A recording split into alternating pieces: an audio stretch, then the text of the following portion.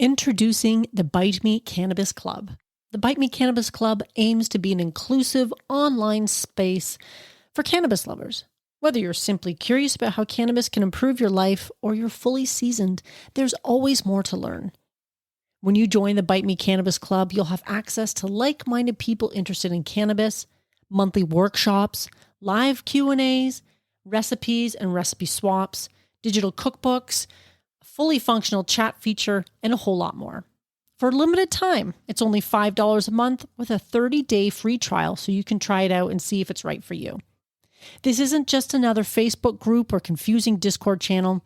I carefully chose a platform that offers a clear, uncluttered, and seamless community experience. See for yourself, join today, say hello. I can't wait to connect with you there.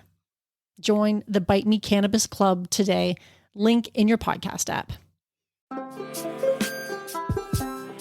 In this episode, we're looking at infused keto coleslaw. Welcome to Bite Me, the show about edibles, where I help you take control of your high life. I am your host, Marge, and I'm thankful that you're here listening along and hopefully trying out the recipe at some point on your end. I thought the ketogenic coleslaw was appropriate because for a few reasons. One, we're getting into the last days of summer, and there is nothing nicer than a really tasty coleslaw to go alongside with your barbecue. And I don't know about you, but I am a fair weather barbecuer. I don't open up the grill too often in the wintertime. In fact, I don't know if I ever have. It's too cold. No one wants to have to brush snow off the barbecue before they have to use it. So I tend to stick to using it in the summertime, but we still have some summertime left. By the time this episode comes out, there will be some summertime left. So don't despair. Try this coleslaw recipe alongside your next barbecue, and I bet you'll really love it. Now, before I get into the recipe itself today, I just want to apologize in advance because I don't know if you can hear it, but my allergies are even worse than last week. I don't know what's going on. That ragweed seems to be getting worse, not better. I'm seeing it everywhere still, and this is how I'm sounding despite taking a Reactin this morning. So I'm not really sure if there's something else going on in the air that's making my allergies even worse, but here we are. So for you fellow sufferers out there, I feel for you.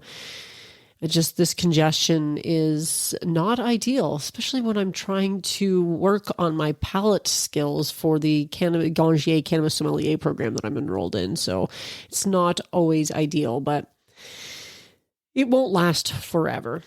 Now, the other thing I want to mention is this recipe is brought to you by Ardent. And I got the recipe from the Ardent website because I'm doing a series right now on the Ardent. I have one of those devices, the decarboxylator and the infusion portion as well, because you can do one or the other. And I do really enjoy using it. The decarboxylator is brilliant. But I'm doing this series because I'm hoping to get the founder of the company and creator of the device on the show. And this is something I've been working on for quite some time. So I'm really excited about that. And I have a bunch of questions that I want to ask her. She has a really interesting story. And this young woman works incredibly hard and has earned every bit of the success that she's enjoying right now. But I would love to get some of your questions if you have anything, and they don't necessarily have to be specific to the device itself.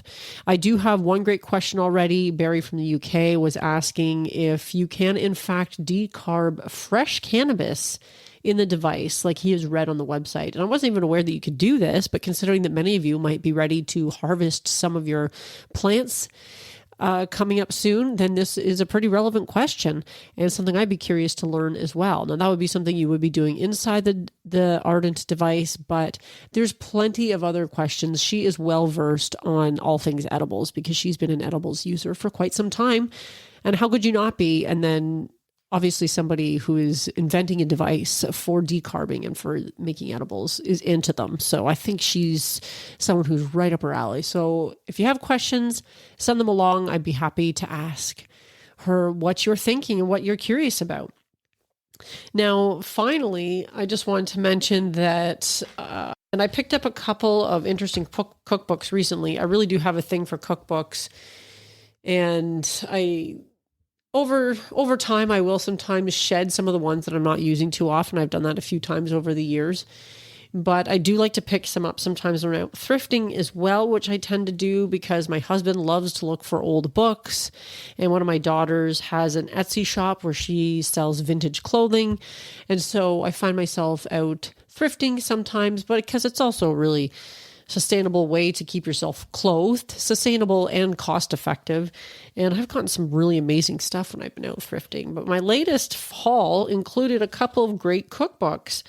And it's pretty interesting because the one looks definitely quite vintage. I'm going to see if I can find, it was printed first edition. Ooh, this is a first edition. Imagine that. For those book lovers out there, first editions are usually what's worth all the money. Unfortunately, I'm not sure Fatback Molasses might fetch me too much on eBay, but it's a collection of favorite old recipes from Newfoundland and Labrador. And originally written in July of 1974, there was only 25,000 copies made, and I've got my hands on one of them.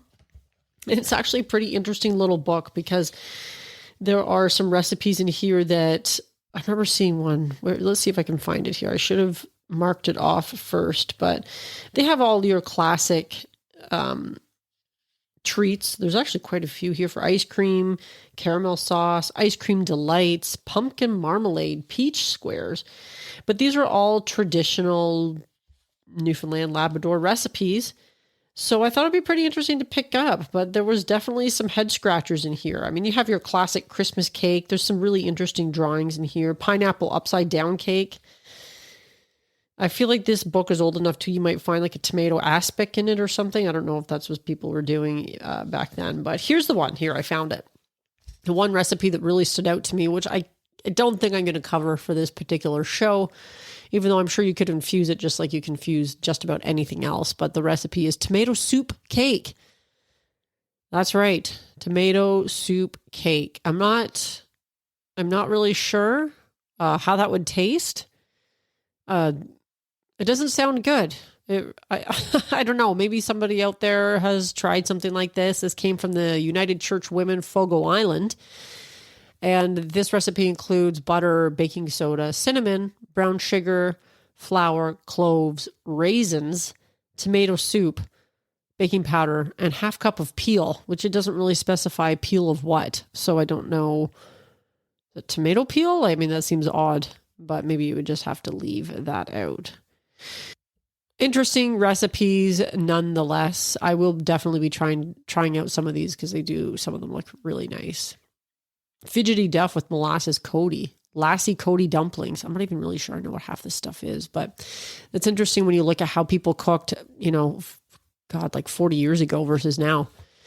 So that's one of the little finds that I picked up. And I also happened to pick up the maple syrup cookbooks, over 100 recipes for breakfast, lunch, and dinner. Who knew you could use maple syrup at dinner? But of course, sometimes if you're doing breakfast for dinner, why not? But obviously, a lot of these particular recipes are on the more sweet side, but they do have things like flaky butter crust, which would use, I suppose, maple syrup instead of, actually, what's going on here? This recipe calls for no maple syrup.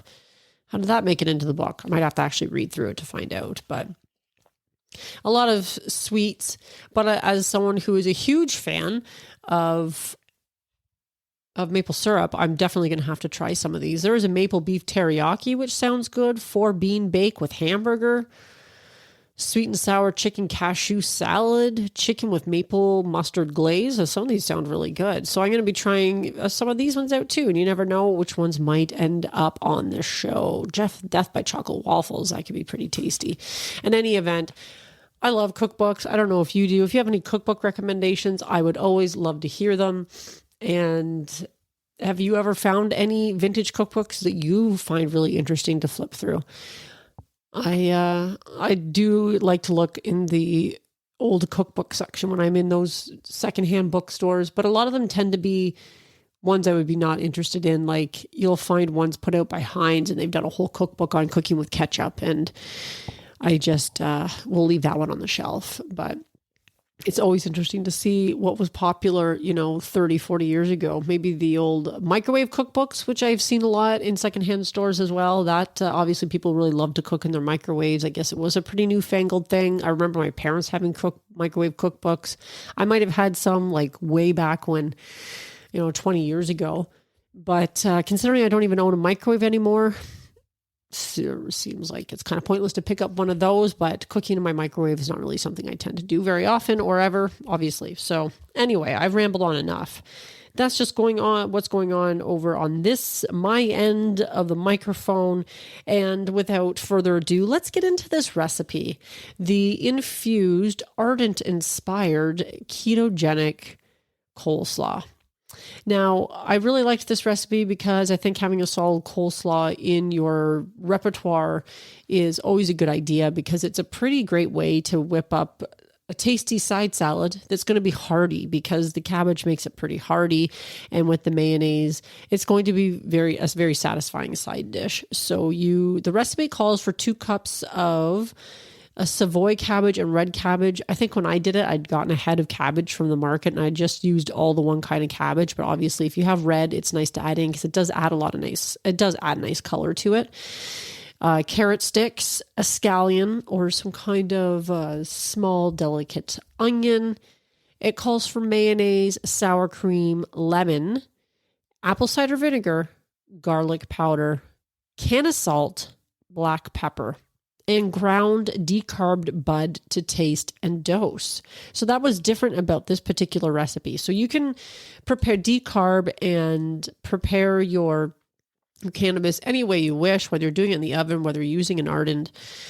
You're going to be able to do this recipe. But if you don't have the can of salt on hand, I wouldn't stress out too much. You can do the way, like you can eliminate the can of salt altogether and just use regular salt, and then do the ground decarbed bud to taste as it suggests. You can also use some, if you happen to have infused mayonnaise on hand. I do have that on hand from time to time, and that you can use to infuse as well. So there's a couple different ways that you could infuse this recipe. You could also use some of those ripple powders or infused powders that will allow you to just sprinkle it on your finished dish. And that's another way to infuse it. But essentially what you're going to do is you're going to chop the vegetables up in a coleslaw type fashion. So your cabbage, your carrots, and your onion.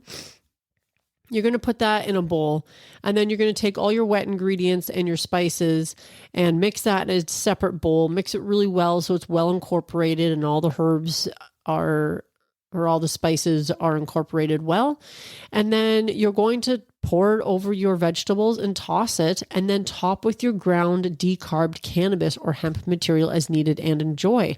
So I thought that was pretty interesting, because in this particular case, they're not even using an infusion. They're just taking the decarbed cannabis and putting it right on top. And I guess there is really no reason why you can't do that, because a lot of the times putting it into an infusion is just an easy way so that you can use that infusion in a whole bunch of different recipes. So recipes that call for a fat, you can just swap out for that infusion, but you're kind of eliminating that step. Like I said, if you want to include the can of salt, it's certainly possible. And if you want to do an infused mayonnaise in it, or a ratio of infused to regular mayonnaise, you can do that as well. But it might be interesting for you to try it this way, because it's just a simple way to do it. So I think that's worth giving a shot. And I really enjoyed this particular recipe. It was tasty, and it's one of those ones where you can kind of leave it in your fridge for a couple days. It holds up well, and I personally love being able to enjoy leftovers the following day. So that's about it for this particular recipe. I had a feeling this week might be a little bit of a shorter episode, just because my nose is so stuffed up and I have some other recording to do. But I hope that you give this one a try. And again, I'm going to put everything in the show notes. I'll put the recipe in here as well, and link to the Ardent website. You can find the recipe on the Ardent website pretty easily. But I'm going to create a recipe page for this one as well, so you can easily do that. So I do believe that's it for this week, my friends. I hope you give this one a try. If you have any burning questions that you think you might want to know from Chanel about the Ardent, or about making edibles, or being in the industry, then please let me know at bitemepodcast@fastmail.com, or leave me a voice message. Again, that information's in the show notes as well. And trying to think, is there anything else that I'm missing? I don't think so, but I appreciate all of you, and I am thankful that you're listening. I hope you have a wonderful week, my friends, and as always, stay high. I am your gracious host. Okay, never mind. In this episode of, fuck,